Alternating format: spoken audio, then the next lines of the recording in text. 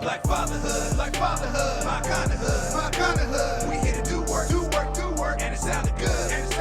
Sometimes you listen, most times you judge. How to pick our names, about the mud. Black fatherhood, my kind of hood. We here to do work, and it sounded good. Sometimes you listen, most times you judge.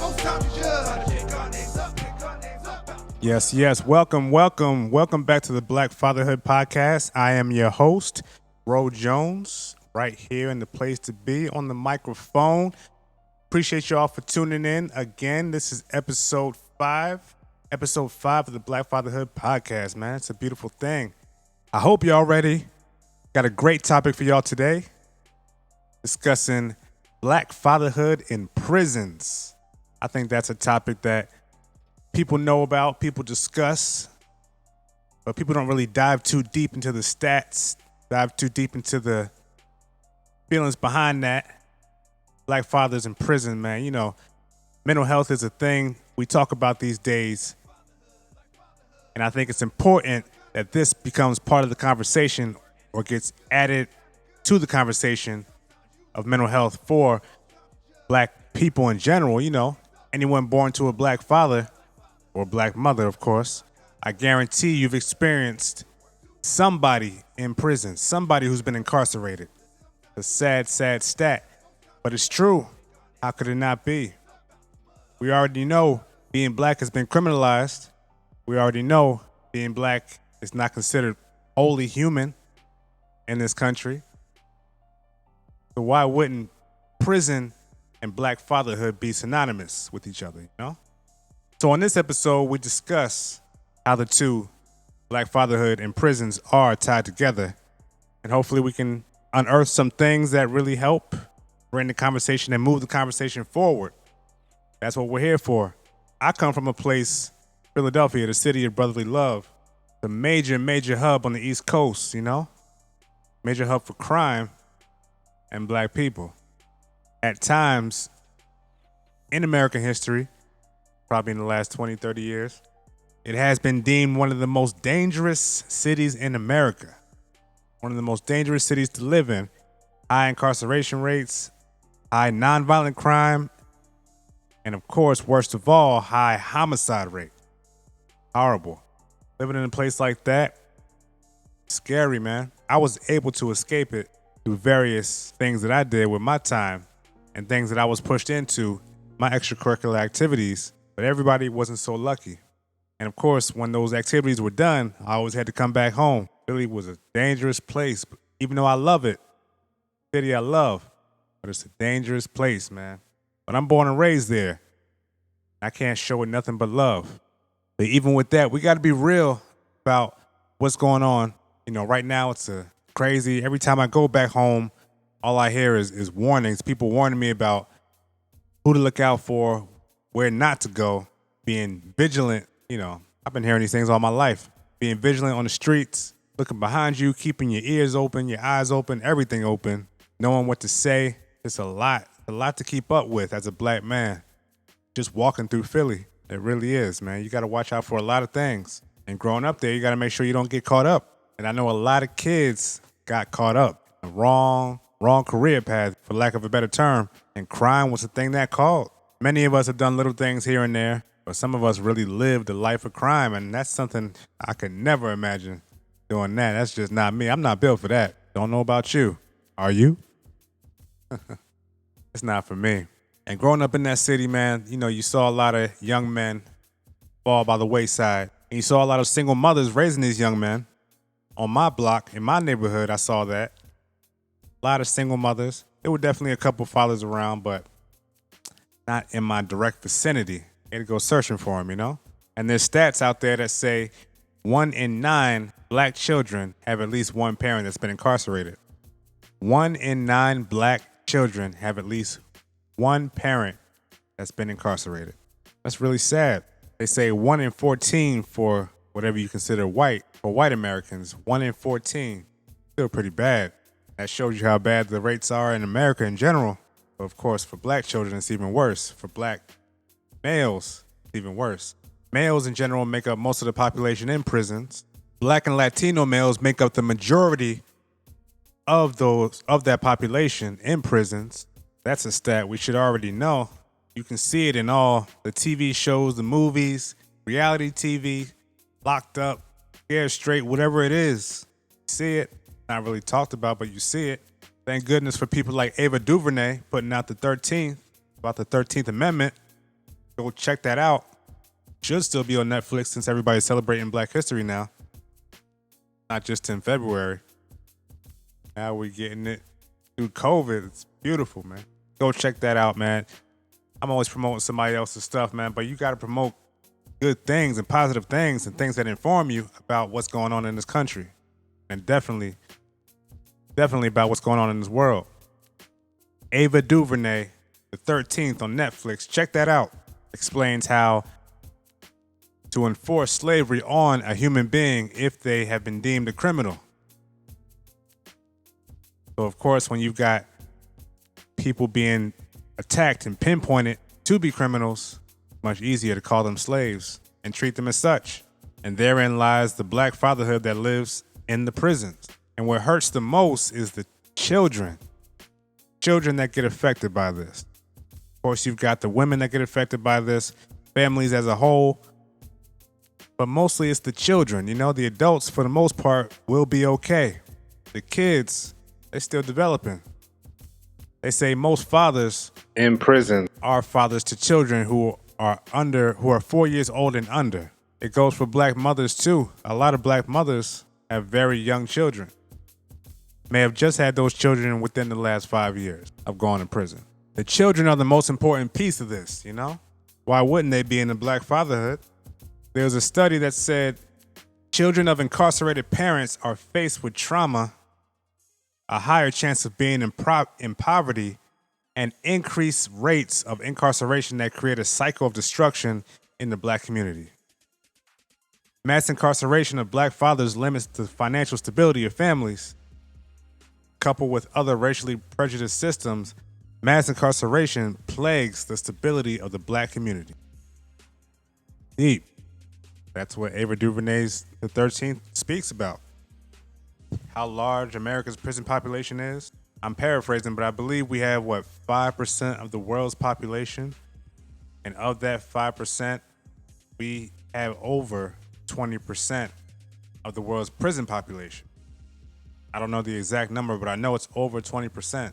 Now that's really crazy, but it shows you how we still rely on that type of labor to make anything happen around here.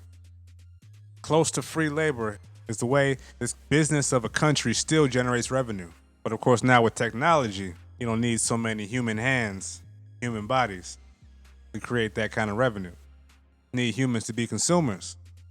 That's a whole nother story. We're not going to get into that today. We're going to get into that some other time. Today, we're talking about Black fathers in prison. You know, statistics released by the Department of Justice stated that more than 1.5 million children in the U.S. lack access to their father. That's as a whole. Let me say that again. More than 1.5 million children in the U.S. lack access to their fathers. That means they can't even touch them, reach them, call them. Don't see their fathers, but they talk to them on the phone. That's deep. That's big. Big deal for some. That little thing can do a lot for a kid's confidence. Just talking on the phone periodically. Trust me, that can do a lot. And that statistic of 1.5 million children lacking access, that is due to the fact that mass incarceration has affected mostly Black men and men of color in general. And in America, when we say men of color, it usually means African American and Latino. Latinx is the new term. Got to keep up with all these terms, you know? Don't want to offend too many people. Going to offend somebody, you just want to try to limit the amount of people you offend, you know? And so back to children being the focus of what not having access to their fathers does to the community and children. Children are the most affected by fathers not being in the household. As a whole, I can say confidently that Black children are affected the most by not having a father in the household because so many things are against having a strong father in your life, in this country, from sports, child support, certain career paths, like, the sex industry. There's so many avenues that are fueled by the lack of a black father. Automatically, your income has been cut when you lose a parent in the household. So it's much, much easier to fall into poverty without a father in the household. And the stats say that children in poor families are 3 times more likely to confront a parent being incarcerated than kids in high-income families. And the vast majority of incarcerated parents across all groups are fathers. And then when you have things like child support, WIC, all types of government subsidies and programs that help a lot of families, a lot of those stipulations involve not having a father in the household. As long as you don't have a father in the household, you can receive free money from the government. That's cool, right? Yeah. Even though having another person in the household would most likely give you more income, but a lot of people don't think about it that way. Because you might have a man in the house who's having trouble finding a job. Maybe he was incarcerated and now he can't find work because of what happened to him. That stigma that falls on people who have been incarcerated, that stigma that they cannot work, they are no longer of value to society. And when you have certain things on your record, a lot of times you can't find quality work. No matter if you were innocent, guilty, it doesn't matter. Exonerated, did your whole term, probation, everything, passed it with flying colors, still might have trouble finding a job. These employment programs, they don't solve everything. That's why we start our own businesses these days. That's why entrepreneurship is the way to go. Definitely the way to go. Got to create your own, but we need capital out here. And being that it's tough out here to find a job when you've been incarcerated, it can be hard to get that capital. And as I said before, that cycle of crime that leads you back to incarceration, sometimes it becomes inevitable. And the children also have to deal with shame and the stigma from the community and possibly from the environments that they find themselves in, whether it be school, work, anywhere. Teachers find out that your parents in jail, they might treat you different. When you get older, if you need a reference from a family member or a parent or something like, or a cosign or for something, whatever, or something that you need a parent for, and that institution finds out you have a parent that's incarcerated, they're going to treat you differently. Already going to get treated differently because you're black. On top of that, they're going to treat you differently because of your family history. Are we really judging black people by their family history now? That's got to be a joke. In this country, it's got to be a joke. I can't do nothing but laugh at that. On the inside, I'm laughing on the inside. Trust me. But there's a lot of limitations that can lead to limitations to benefits you may get. If you've been incarcerated, it's hard to get food stamps or SNAP benefits, public housing, and a lot of other things that are vital for your survival. So why not go back to a way that gets you money? Maybe that's the way they got you in there in the first place, or hanging out with the certain people that got you in there. And then it seems like you'll never change, right? So your children are looking at you like you'll never change. Maybe they disown you, who knows? Mental health behind that, the trauma behind that is very, very serious. I can't even begin to comprehend. I know I have family members that have been incarcerated, may be incarcerated now, but for the most part, it didn't directly affect me. Not that I know of course. Sometimes we just don't know. And how did this all start? Well, in the 1970s and the 1980s, there were a lot of policies that changed the course of how crime and things like drugs were correlated, The war on drugs, the fear of child super predators, and of course, more recently, the rising tide of xenophobia. If you don't know what xenophobia is, I had to look that up myself. I wasn't entirely sure. But the rise of xenophobia, which is the dislike of or prejudice against people from other countries. Xenophobia, the dislike of or prejudice against people from other countries. Yeah, things like that. That's how we get here. That's all contributed to what's created a rise in mass incarceration. The war on drugs and the enforcement of mandatory minimum sentences, that really, the thing that did us in. That exacerbated the situation. We already had a lot of racial tension, and as always, and there was always something going on in our community versus everybody else. But on top of that, you had the war on drugs, mass incarceration, and mandatory sentencing. How can you win? Are we supposed to win? I don't know. Doesn't seem like it. Everything is stacked up against us. But we're supposed to keep going, keep trying. It ain't easy. It's hard, man. It's hard to rise above all that. It's definitely possible. And they say if it's worth it, it's going to be tough. But it doesn't mean that sometimes it could be too tough for some people. Just because something's possible doesn't mean everybody can do those things. Some people can't. Some people fall back into the cycle, the revolving door of prison. Some people commit suicide. Got Khalif Browder. I still can't get through that docuseries. Hurts too much. He wasn't a black father, but he was a black son. Definitely born of a black father. And like studies show, kids are more likely to go into the prison system if they have a parent that's already been in there. So you got black males of all ages going to prison due to all these things that I spoke of before. War on drugs, minimum sentencing, leading to black and Hispanic men, which make up or made up 30% of the United States population, leading to black and Latino men, representing 59% of the prison population. In 2010, there was a census done. They found out that 450 white Americans per 100,000 are incarcerated, while 2,306 black Americans per 100,000 are incarcerated. And if you add probation, that makes right around 1 to 3 black men in the U.S.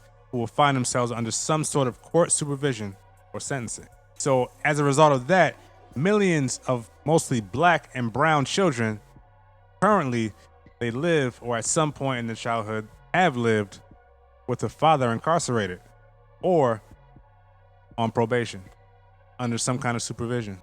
Being from Philly, I can think of Meek Mill. That dude's been on probation since I've ever heard of him. He's been on probation since I heard those mixtapes bubbling in the streets, man. Doing songs with Young Chris, doing songs with all the underground Philly cats, the whole time on probation. Flash forward, look at him now, becoming an advocate for prison reform, working with billionaires, and still doing that on probation. He may finally be off, but initially he was doing that on probation. It's crazy. Just really crazy how we're treated, you know? It really is. Treated like nothing, like animals. You know, when you treat somebody like something for long enough, they're going to show you eventually why you should treat them like that. They'll prove to you why you should. They'll become victims of your narrative. I guess that's the plan. And that's how we got here, you know? Partially. All these policies put in place. That's what led us in jail at such an alarming rate. And so kids, a lot of kids don't even have half a chance, but a lot of them still make it. But of course, when you breed that kind of cycle, a lot of people won't make it. And you just got to understand that. These kids will grow up with unstable housing, insecure food sources, lack of access to quality medical care. And these days, everybody's talking about mental health. And the trauma associated with the arrest of a loved one and their removal from the household, that can leave a child lost in this world. And of course, you're going to have behavioral issues. They're going to act up in school. They're going to act up at home. They might act up in the streets. And boom, got a direct line right back into the court system. Never ending cycle. And I've seen that cycle from beginning to end. It's not fun at all. See kids struggling with their own confidence, so they got to ridicule you, ridicule others to make themselves feel better. Meanwhile, if you went to their house, their world has fallen apart. But they'll never let you know that because they're going to hide behind the pain that they inflict on you. And that definitely carries on into adulthood. I guarantee that. A study by Raymond R. Swisher discusses fathers' incarceration and youth delinquency and depression, examining the differences by race and ethnicity. Now, Raymond Swisher did do some research, did his due diligence to show that children impacted by paternal incarceration suffer from higher rates of delinquency and are more likely to have a run-in with the law. So for use of color, for black use of color, so for black people, black children specifically, that can usually lead to incarceration, a run-in with the law. Typically, it's going to lead to some sort of jail time. I can definitely attest to that. So when you're working to keep kids out of prison and out of the court system, you 100% have to keep fathers in mind. I'm talking about black fathers, but in general, no matter what the race, you have to keep fathers in mind when you're talking about keeping the youth off the streets and out of the court system. Because you got to have that father, man. You got to have that father in their life. Put his foot down. Show what stands and what does not stand. And even if they're a person who doesn't have the best morals and doesn't really stand for what you believe in, they're going to give you an example of what not to be.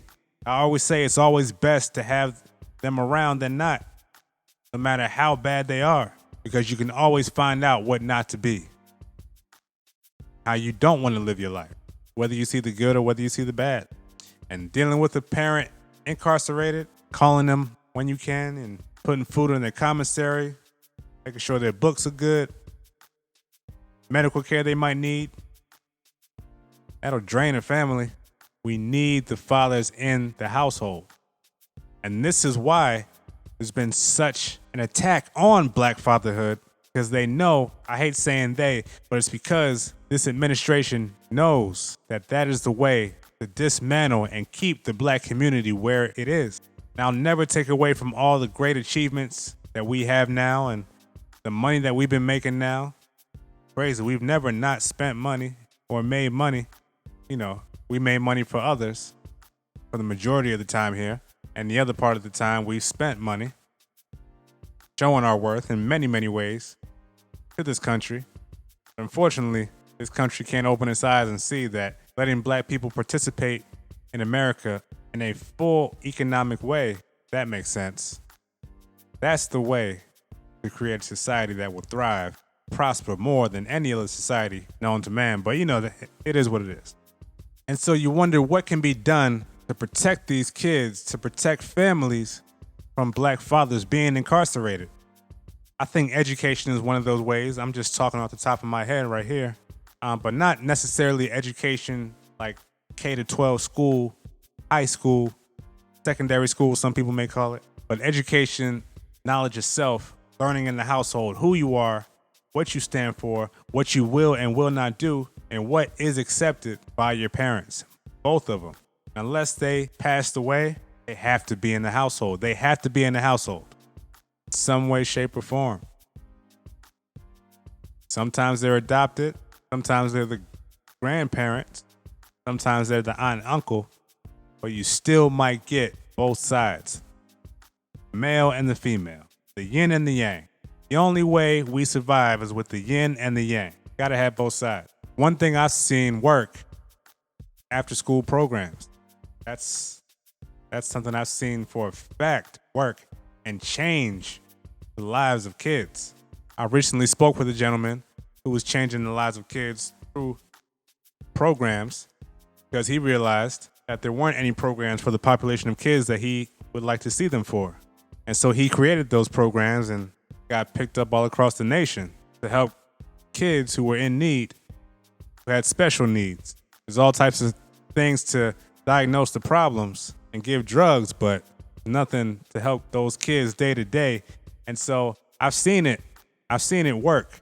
I've seen how easily you can keep kids occupied and change their whole mindset about what's possible, what they can do with their lives.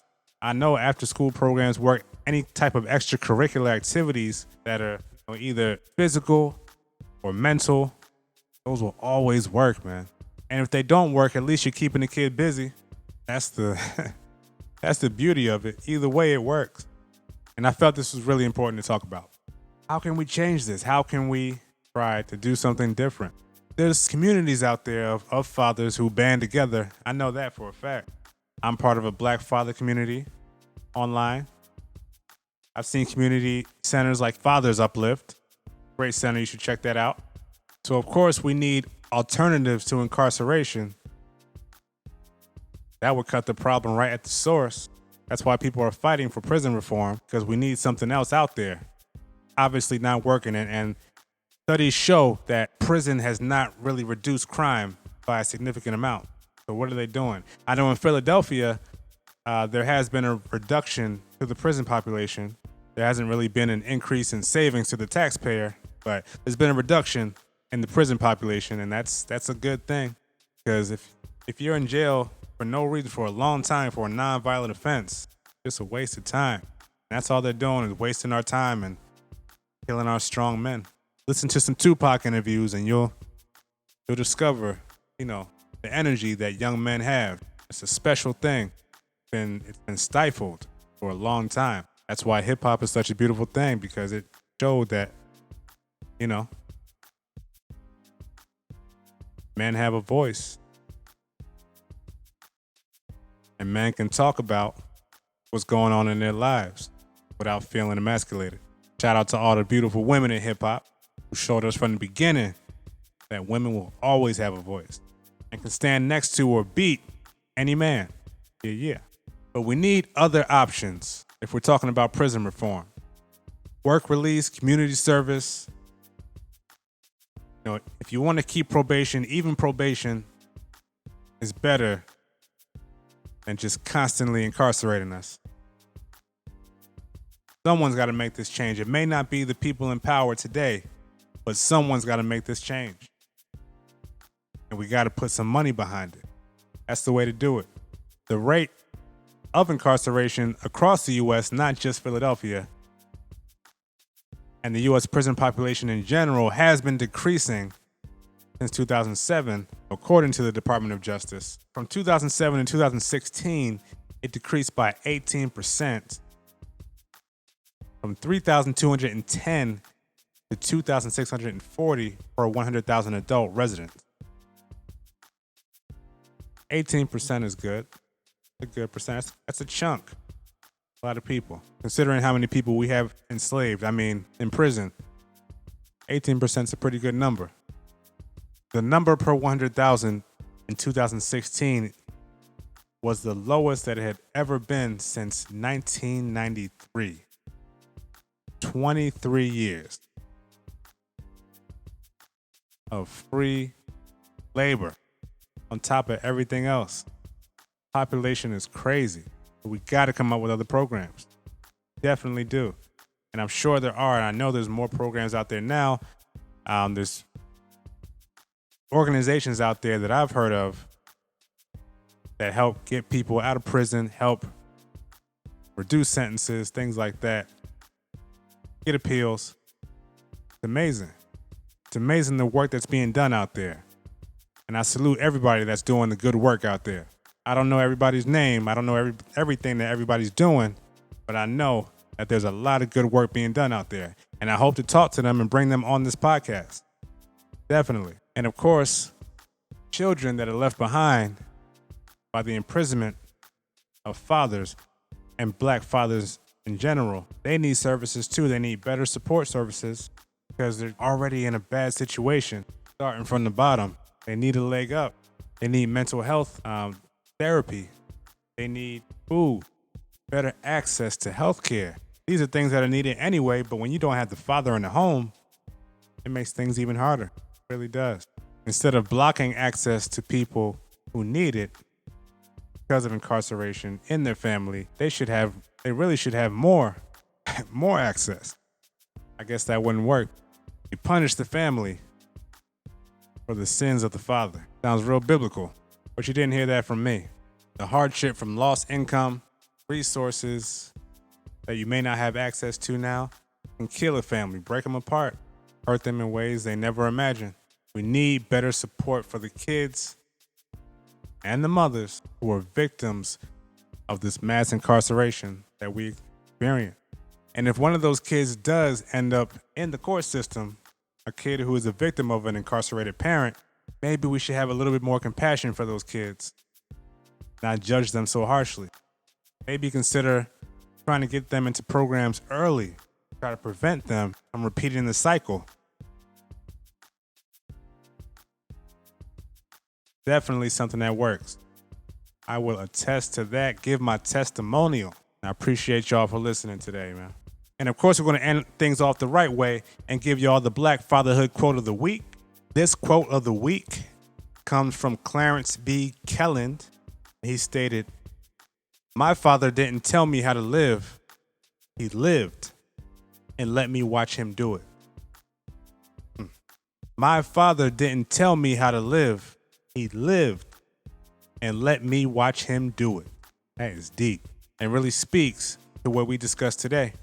Because a child being able to see his father live his life, no matter how he lives his life, teaches them so many lessons and what they may want to do. How to hold their head up. As a father, you gotta hold your head up. There's fathers in prisons right now still trying to keep their heads up. Hard. That orange jumpsuit on. Hard. And so appreciate y'all for listening. Please remember, if you're following me on YouTube, hit that subscribe, smash the like button, and hit that notification bell so anytime I'm online, you get notified by that. All these things help the YouTube algorithm, letting them know when I'm online, letting YouTube know that you're engaged with me and I'm engaged with it. So I appreciate any help you can give me. It's free help. Appreciate that. Follow me on Instagram at Black Fatherhood Podcast, YouTube at Black Fatherhood Podcast, blackfatherhoodpodcast.buzzsprout.com. That's BUZZ sprout.com. Also on Facebook, check out the Facebook group. It's a private group where you can discuss what it means to be a black father in America and beyond. We got people from all over. We're over 200 strong right now. Please join the community, the Black Fatherhood Podcast community on Facebook. We are strong in there. I appreciate your support. Hit me up at blackfatherhoodpodcast@gmail.com. You want to send me some beats that I can play on the podcast. You want to send me some words of inspiration, some stories about being a black father, videos. I love it. Want to send me some news? Send me whatever you want, man. Send it on Instagram. Email me, blackfatherhoodpodcast@gmail.com. I'm going to get a website up and running one of these days, but for now, you can check out Buzzsprout, and the website is up there. Once again, I appreciate y'all for listening and joining the hood.